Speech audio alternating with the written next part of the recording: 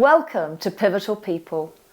Today we're talking to Raina Summerson. Raina is the Group CEO of Agincare. Good morning, Raina. Thank you so much for joining us this morning at Pivotal People. First of all, tell me a little bit about what you're doing now. So, Group Chief Executive of Agincare, so we're a group of companies. So as Chief Executive, it's quite a diverse role because we've got a very diverse portfolio of services.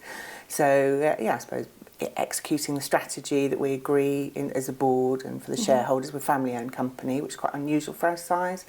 Executing the strategy. A lot of my work now is succession planning, is around people, around development and skills. So yes, the diversification, yes, the growth. Obviously, ensuring sustainability is really key because we're planning for second generation family ownership. Yeah. So that needs a robust board because of our size and scale. So a lot of my stuff now is getting the right people in, making sure they're younger than me, making sure they're better than me, and getting them in and building so we've got a really strong and stable future. That's great. I think it's very unusual for an organisation of that size to be family, and very often it'll grow too large for that. Yeah. But it's nice that you've been able to keep that family. And have you got succession within that family as well? Yeah, so we've our chairman and founder's got 3 sons. They all work in the organisation, but in different levels. And we have family meetings separately from board meetings, and a lot of that work is around where do they each want to be. They're all very different. They range from 27 kind of up to 37. So, great. So, where do they want to be in the organisation? Do they want to be CEO? Do they want to be chair? Do they want to be executive director? Do they just want to be active shareholders? Yeah. And, we're still on that journey. So they're all working in the organisation. One of them is a director. The other 2 are in different senior management positions. One's actually working in our supported living. He's gone back to work in a supported living setting and do his training and things. We're building a good board and a good team of directors. So if, in 10 years it's decided that one of them wants to be CEO or chair, that's a potential. It's not probably the way we're heading at the moment. We're doing kind of more on them being actively involved, but potentially, working on them being really good, strong, active, interested shareholders and possibly still working in different roles, but probably not CEO or chair. So you've been there 20 years? Yeah, 20 years August. So actually, they were quite young when you first met them. They were something like a work So it's almost like you've grown your own. Yeah. So, when I joined, I think we had 250, 300 team members. We've got 4,500 heading for now. We had about 8 locations and we've got 90 now. So, it's been a journey. And a lot of our team, you're nothing without your team and the people. Oh, no. And, I'm really proud that a lot of our people have been with us a long time and had great career progression. And as we've grown, they've grown. Not everybody grows with you on the way. Some people don't like the constant change. They like a more consolidated environment. Some people get seduced by bigger, shiny things. And some people just want to go off and do something different. And I think that's all part of growth and people. And, I'm really proud. I was really trying to maintain good relationships with people. And some people come back to us later on when they've had some experience somewhere else. But a lot of our senior team have been with us a long time. So, but, obviously you want to bring in new skills when you get to different stages as well, so you want to bring in people. So last year I brought in people, a group legal and commercial and a CFO who'd never worked in the sector before, so they bring a different perspective, and that's important. That challenges those of us who worked there for a long time or worked in the sector. And so it's keeping that healthy balance and keeping the healthy balance of personalities, experience, ages, diversity and kind of culture really. So take me back to your career right at the beginning. So tell me about how you started your career on the road in the care sector. I certainly never thought I'd be Group CEO. I can tell you that. It was never an ambition or a kind of conscious decision. So I had quite a lot of lived experience as a child that made me kind of fascinated by people and how different they were, and coping strategies and resilience and I suppose the psychology and sociology of things. And I wasn't particularly great at school. I was quite academic when I was young, and then when I got into high school, I truanted for most of high school, which they hate it when I go to these college talks and they go, tell us about your career. And I go, well, actually, I truanted and I left school with no exams. It didn't do you any harm. They're like, no, don't tell our students that. Yeah. So I didn't like school. I had to be very adult and grown up at home because of different life circumstances. And at school, I hated that. Being told what to do, being held back in a way from all the adult kind of the maturity, I suppose, I had to exhibit out of school. So I was probably a nightmare student through that. And now I probably would have had different repercussions of that. But I loved learning, so I actually paid for my own exams because they wouldn't let me take my exams at school. So I paid for my own for a certain number because I knew I could pass kind of academically. And I did, so I got kind of scattering. And then I went to college because I wanted to learn. I still loved learning.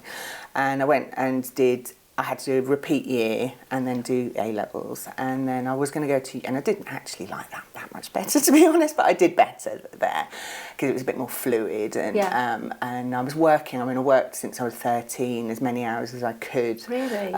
Doing all sorts of jobs to pay the way and learnt so much from those roles, everything. So were you a young carer? Were you a young carer at home? Kind of, yeah. it's not my, it's not a story, people are still around. But it was, they had quite big caring responsibilities and different experiences. Different work, which, so running along with kind of education. And then I was going to go to uni, I was going to go to Nottingham to do social policy because I really still loved, social policy, psychology and things. And then I wasn't in a very healthy relationship, and one of my friends who had been nannying in Portugal and with a family, and they wanted to go to America, and she rang me up and said, I think you should go. You need to get away from everything, just go. And it was supposed to just be for 3 months, kind of in the summer, and I'd never been abroad, so I queued up, came to London, queued up, got my passport, and got on a plane to America with 3 kids under 10, and spent 3 months there, and I came back and never went back. So I stayed living in Surrey with the family, ended up getting a job at St Peter's Hospital in Chertsey in a home from hospital team, and learnt from that. And then I met my husband in Weybridge, and then we ended up moving to Hampshire like you do. I don't even really remember why, because we couldn't afford probably to live in Surrey, and worked for a nursing agency because when I was in the hospital we'd use agency, so I understood that was a way you could kind of walk in and get a job straight away. And so I did everything with that, so home care, care homes, hospital settings, night shifts, day shifts, cleaning, shopping, personal care, end of life care, and then went on to social work. I got a job as a social work assistant with Dorset County Council, and then they seconded me to be a social worker. So I worked half the week, studied half the week, with support from them. Finished that. Loved mental health. Went and did my mental health masters, and then went into regulation for 5 years as an inspector.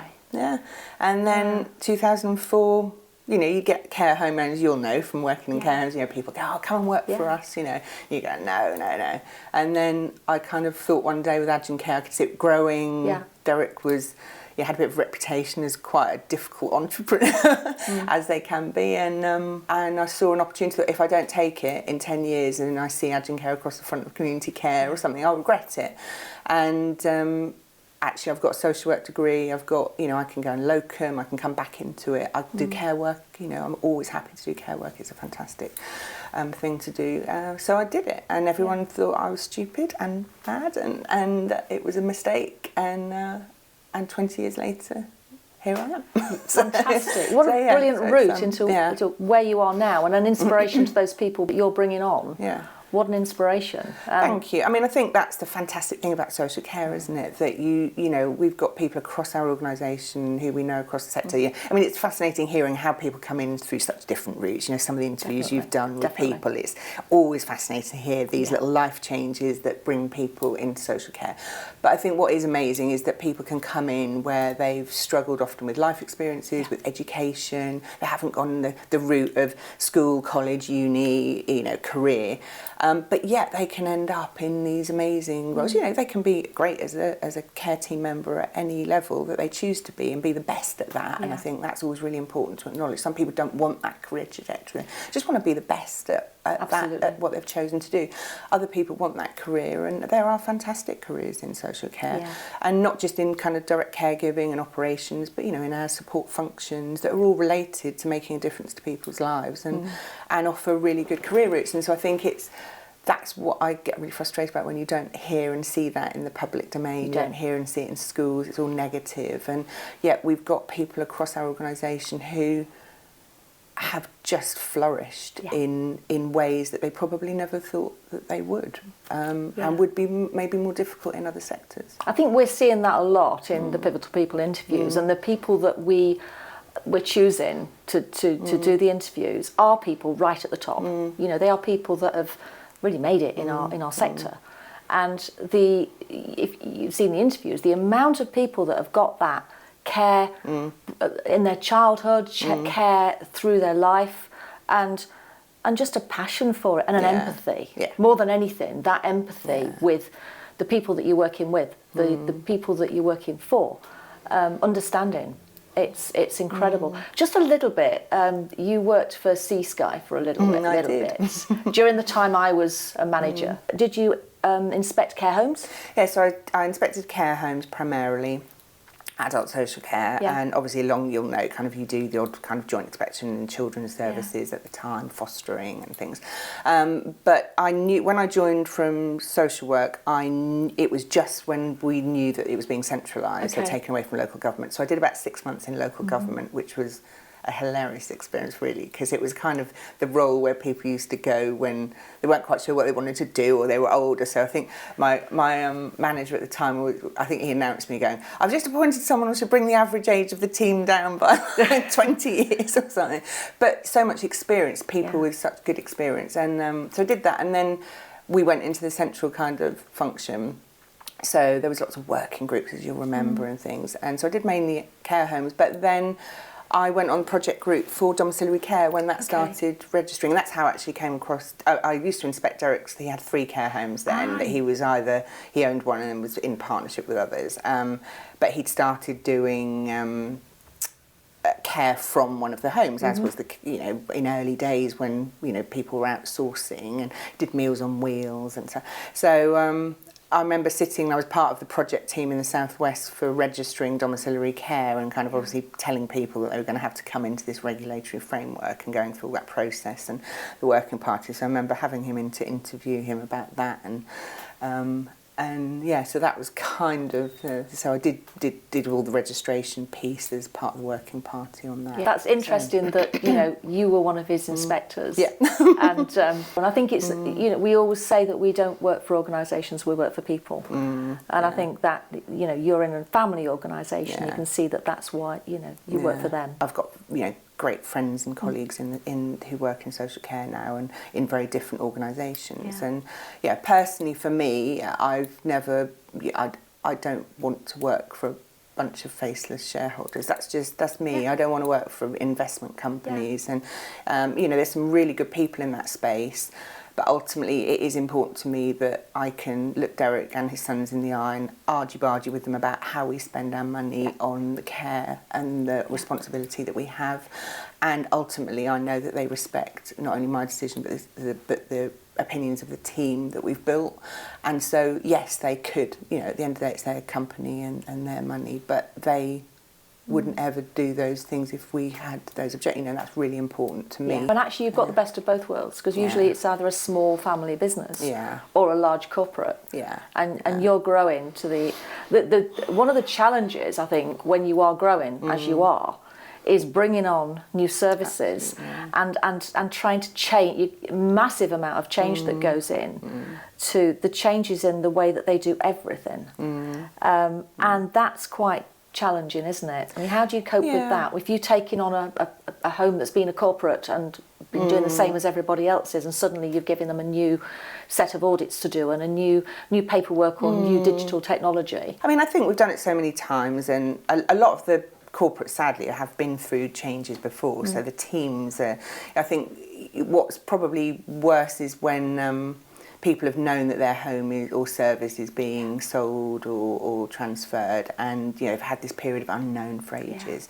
So because a lot of the audits might be slightly different, and we've taken over quite a few services lately where they haven't had digital, and we've brought in digital, but most of them are quite eager for that, because they've heard about it and they're kind of feeling a bit frustrated that they haven't had that investment yet in their service. So that's normally kind of a willing. I think it's culturally.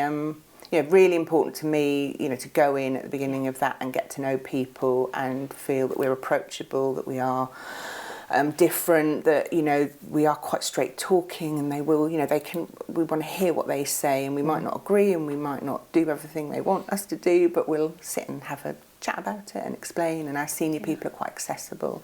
But it's not without problems. I mean, what I think is the hardest thing as we grow is keeping that culture and keeping that style that you want in your organisation.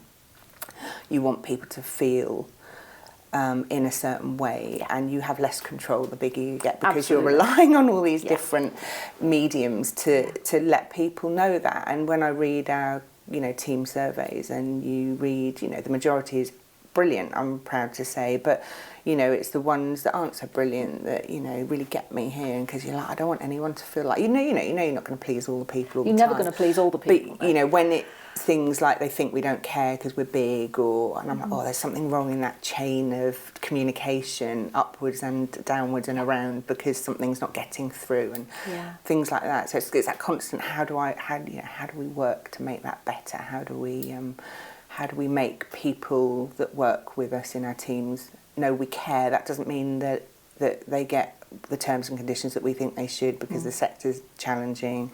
But how do they understand the context of that? What's going on nationally? What's going on in social care? How are we interpreting that? Are we doing the best we can as an employer in that? And if not, what else? Do they have suggestions? So I think that's the hardest thing, getting bigger. How do you see the future of your organisation? Yeah. And how do you see the future of the care sector?